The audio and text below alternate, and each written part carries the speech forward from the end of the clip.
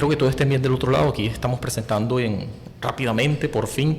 Había prometido yo un episodio y espero que sean más frecuentes como acostumbraba a hacerlo. Y espero que no duren tanto. Esto es importante. Hoy voy a hablar de archivo, tal cual como lo había anunciado. Y es importante. Archivo es una palabra que básicamente significa guardar, almacenar. Es un espacio que se ubica y hay muchos objetos, recuerdos que quedan en el tiempo y que uno puede acceder a ellos, algo así como una memoria. Eso es precisamente lo que un archivo significa. Hay muchas connotaciones alrededor de eso y la idea de rápidamente es precisamente acercarnos al significado por medio de muchos significantes, como decía Jacques Derrida.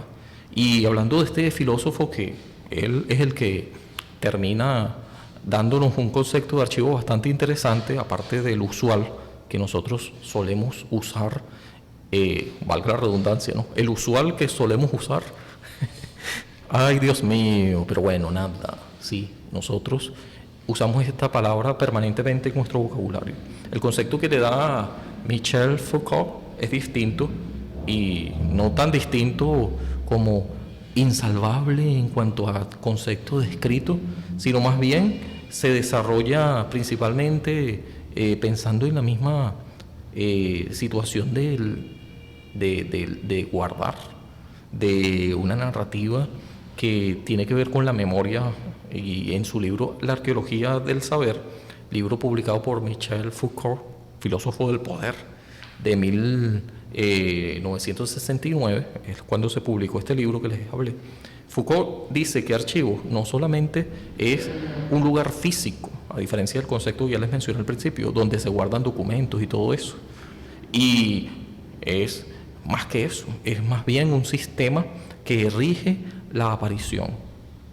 Y estos enunciados que se van acumulando, estos enunciados tienen que ver con cómo los acontecimientos singulares empiezan a ser como una especie de antecedente, y este antecedente va marcando un espacio, un lugar, un tiempo, y al final termina acumulándose.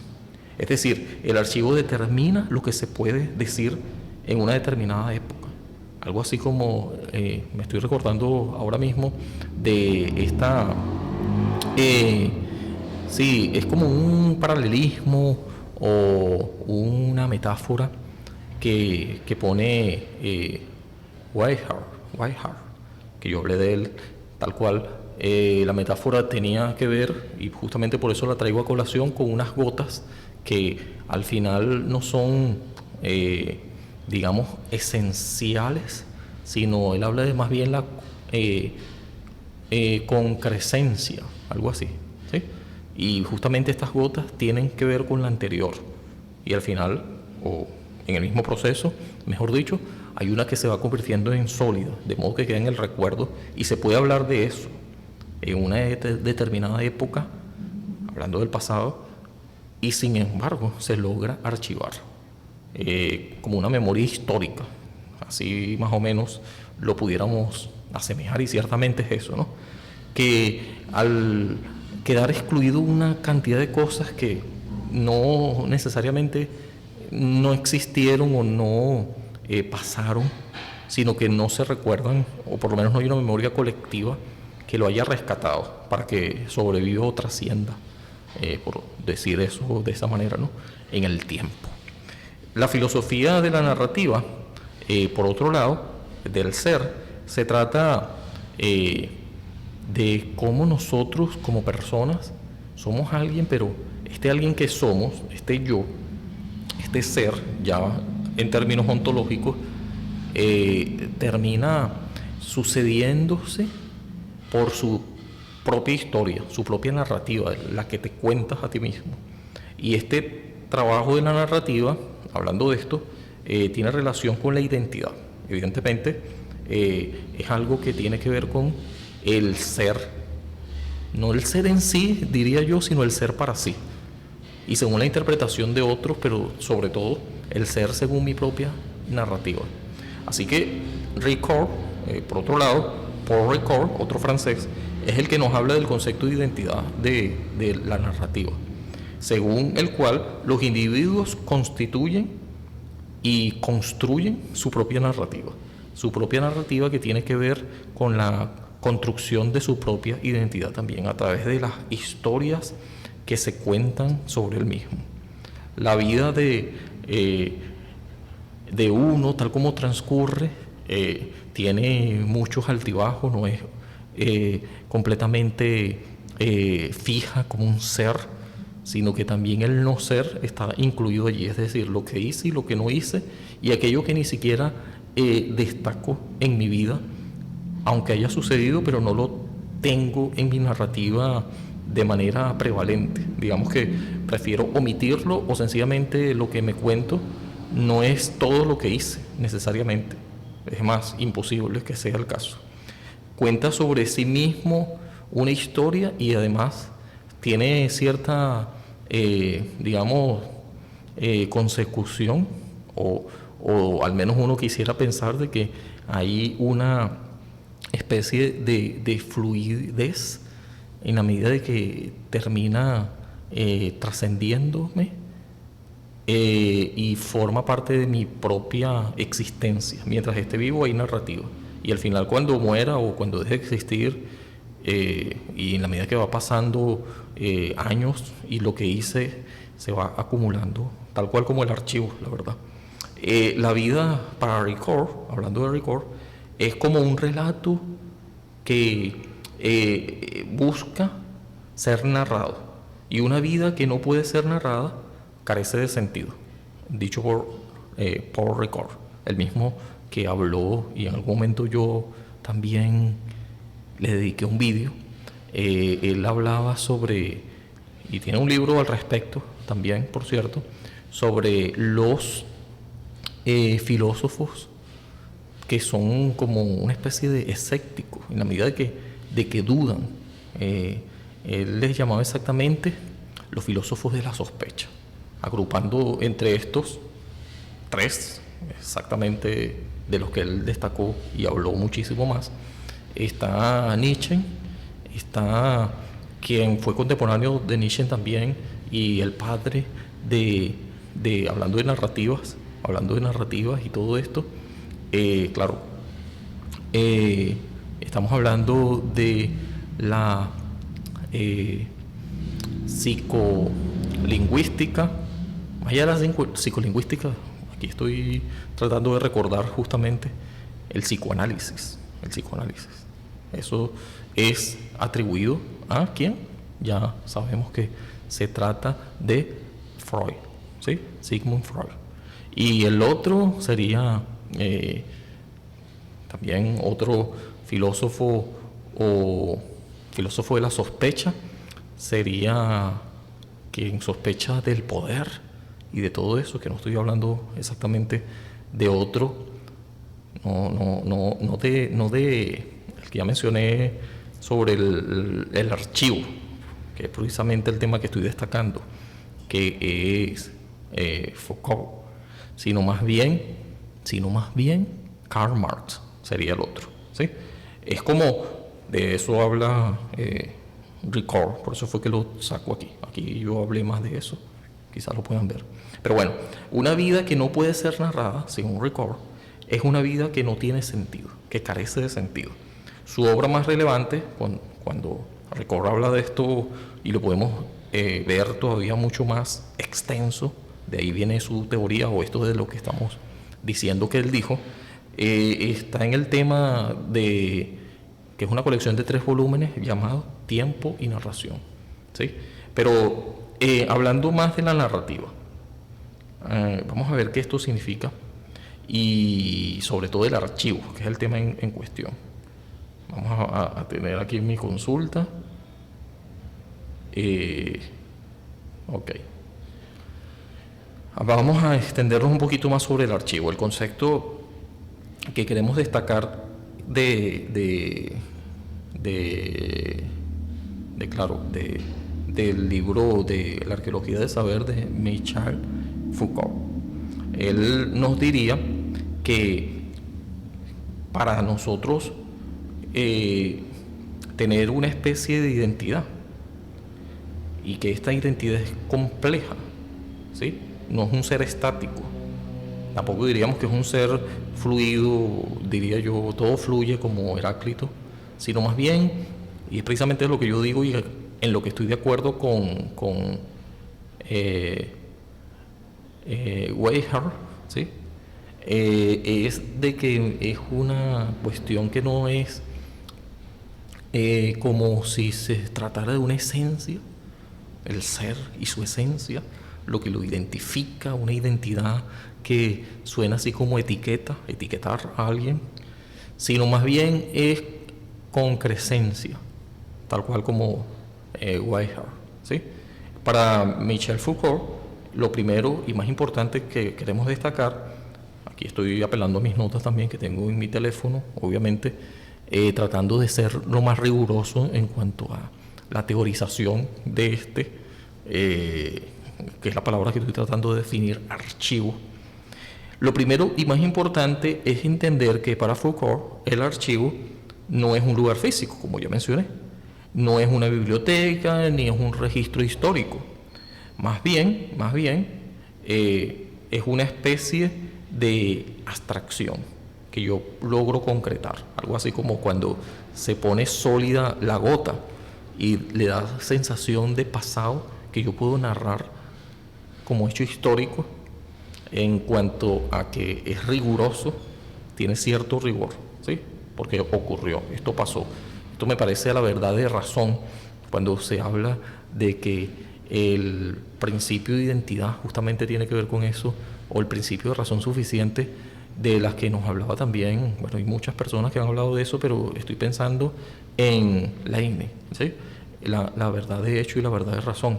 Y la verdad de razón es cuando el sujeto contiene el predicado y es sólido, es un hecho histórico, así como César cruzó el Rubicón, es un hecho histórico, es algo que no se puede contradecir como hecho histórico en tanto tiene una vertiente y una consecuencias que lo pueden confirmar, que son más bien argumentos de que esto pasó.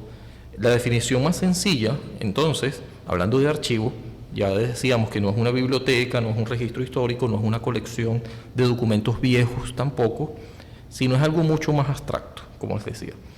Y sencillamente hablando, en definición, se trata, según Foucault, nuevamente, un sistema de reglas implícitas que en una época determinada terminaron definiendo esta época, y se puede decir, como se puede decir también, que es considerado verdadero o falso en cuanto a si ocurrió o no, ¿sí?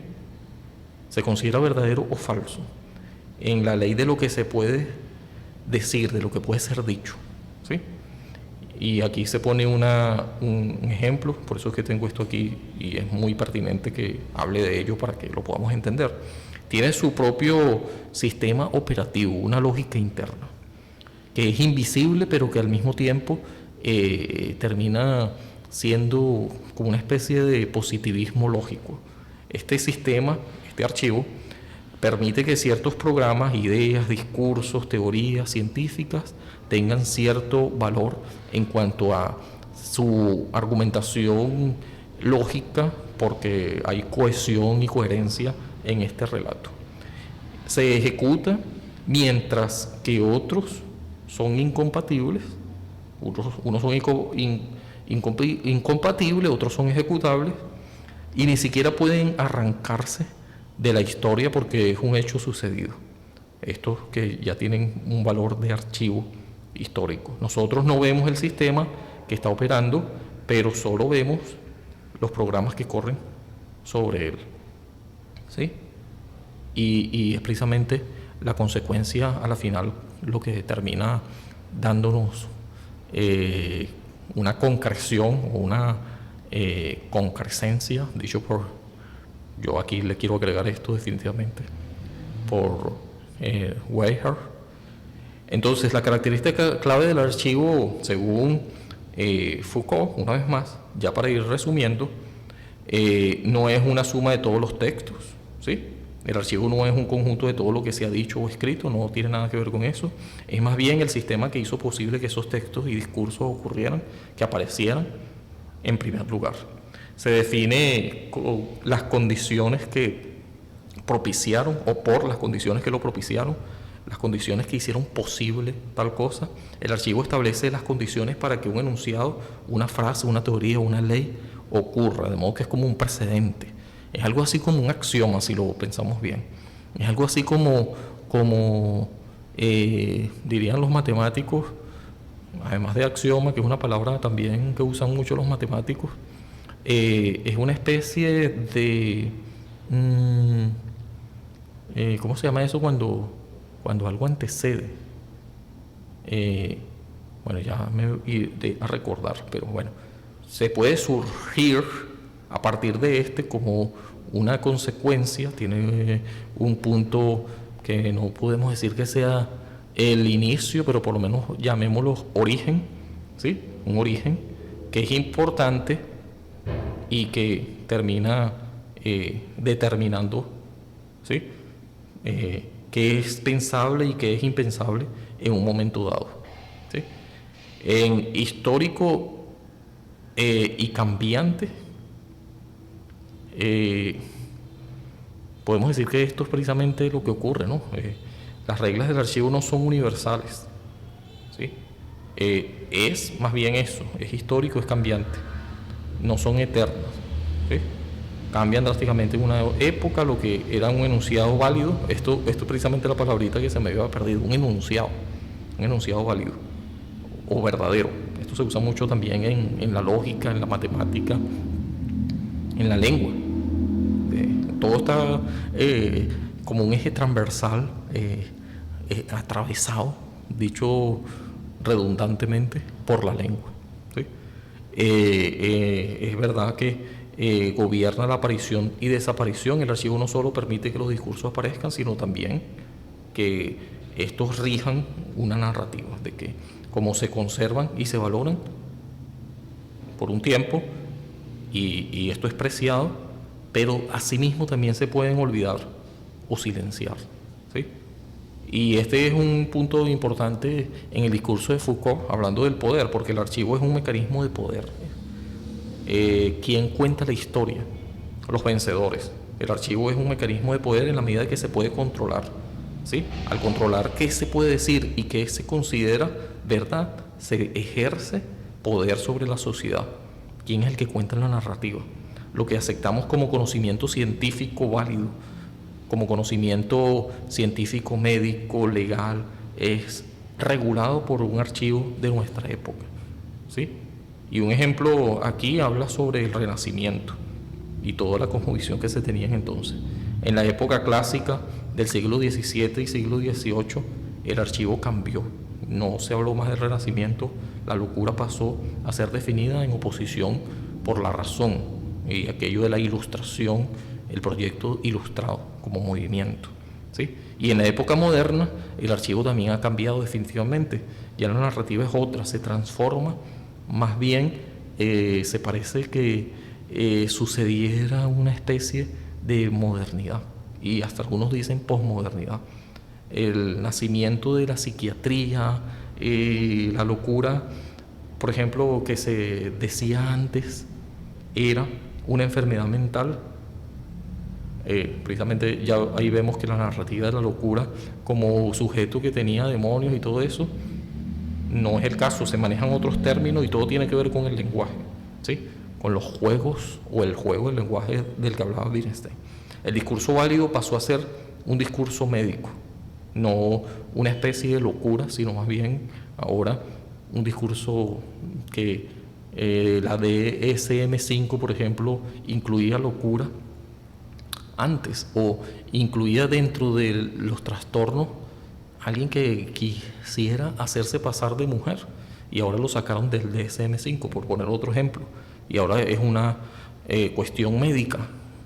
No, ahora es una cuestión social que obedece a la variedad, y ahora se habla de más bien una especie de sociedad inclusiva, y va ampliando el acuerdo, una narrativa distinta a la de otrora.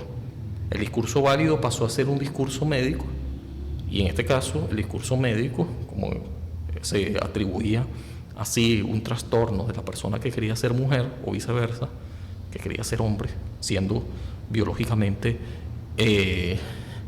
una identidad y mentalmente quiere ser otra cosa, eso era una locura ya, y era algo médico que se establecía en el DSM-5, como ya les mencioné. En este caso es al revés, pasó de ser algo médico a algo social, algo personal, se cambió la narrativa.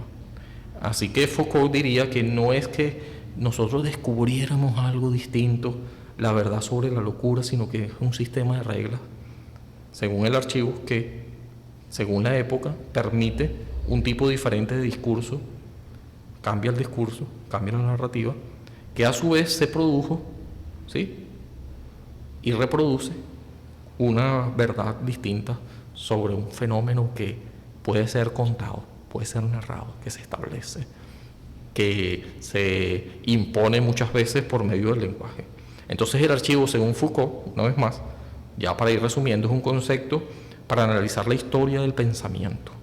No se pregunta qué pensaba la gente del pasado, sino más bien cuáles eran las reglas que subyacían, que tenían en consideración ese juego del lenguaje, que es precisamente lo que hacía posible que pensaran de cierta manera, que se dijeran las cosas de cierta manera según el lenguaje expresado del momento.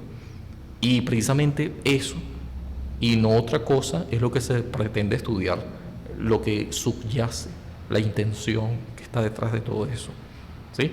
La intencionalidad. Es importante destacar que en este libro, La arqueología del pensamiento, ¿sí?, así es el libro que estamos hablando, ¿no? De este libro de Foucault, La arqueología del saber, estoy buscándolo aquí para a ver si lo ponemos aquí, ¿sí? Es importante que nosotros sepamos destacar este tema del archivo, este concepto, es muy importante, porque la arqueología de nuestro propio saber, aún en este tiempo, tiene mucho que ver con eso. Arqueología es como cual arqueólogo estamos escrutando, ¿no? ¿De dónde viene esto? ¿Por qué la gente decía las cosas de cierta manera? Así hacemos como nuestra investigación exhaustiva y no derrumbamos con una mandarria. Desmontamos, ok, poco a poco, como Derrida, ¿sí? O también como, sí, desmontar, porque es una desconstrucción, después de todo, como Derrida, claro que sí. Y al ir desmontando, respetamos, obviamente, y en la medida que entendemos todavía más, tenemos esta consideración de respeto, y si no lo entendemos todavía, debemos tener más cuidado, porque no puedes derrumbar lo que no entiendas. La valla de Chatterton habla de eso, ¿no?